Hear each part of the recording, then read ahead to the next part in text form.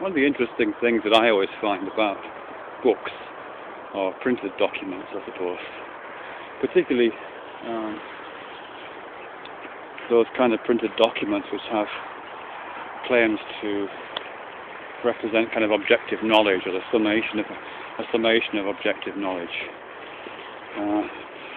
Books which propound theories, or which lay out theoretical or conceptual positions, that kind of thing.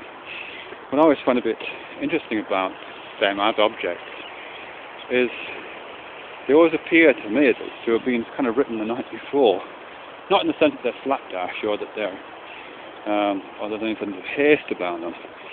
It's the kind of fully formed nature of them. The processes of editing and drafting and redrafting and all those processes are by definition, I guess, invisible.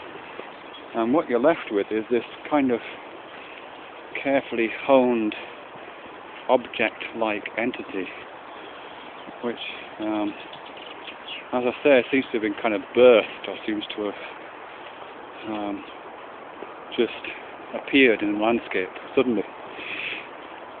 There's no sense in which one, there's no sense in which the author certainly has, how can I put this? There's no sense in which you're sort of taken by the hand and processed alongside the author, usually. They don't usually walk you through the process in a kind of orthopractic way, so that you're retracing those steps.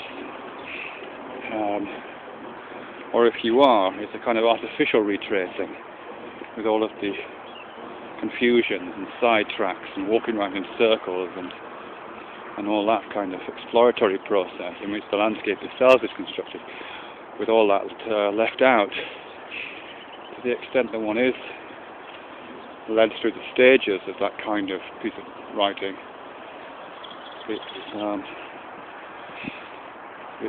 It's more, one is led through a procedure rather than exploration. The end point is in mind, the map has been drawn, the road leading from where you are to where you're going is already built.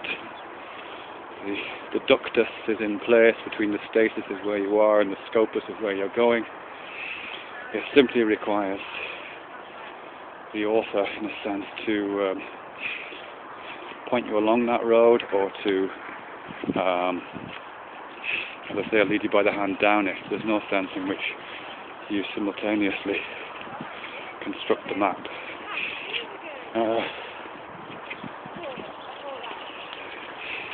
The parallels we were talking about and what I'm doing are blindingly obvious to me, really. I keep walking the dogs on this same path, or variations on this path, over and over again.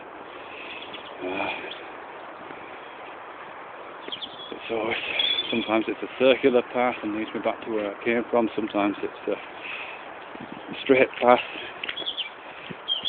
Many times, of course, even when I follow the straight path, I have to turn around and go back where I came.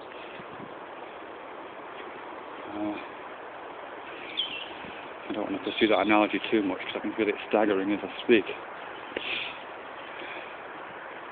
But I think this sense that the object of one's writing is fully formed and handed over to the reader, kind of as an object out there in the landscape that the reader has a map to get to,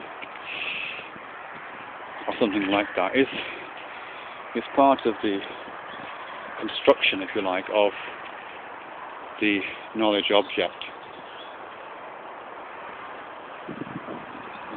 We make our writing transparent and lucid, so the readers has the simulation of a cloud-free atmosphere through which they can see the object, and the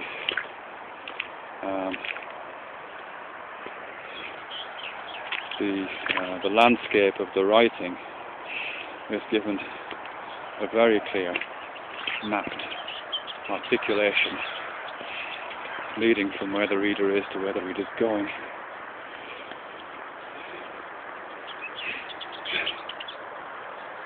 It wasn't raining today.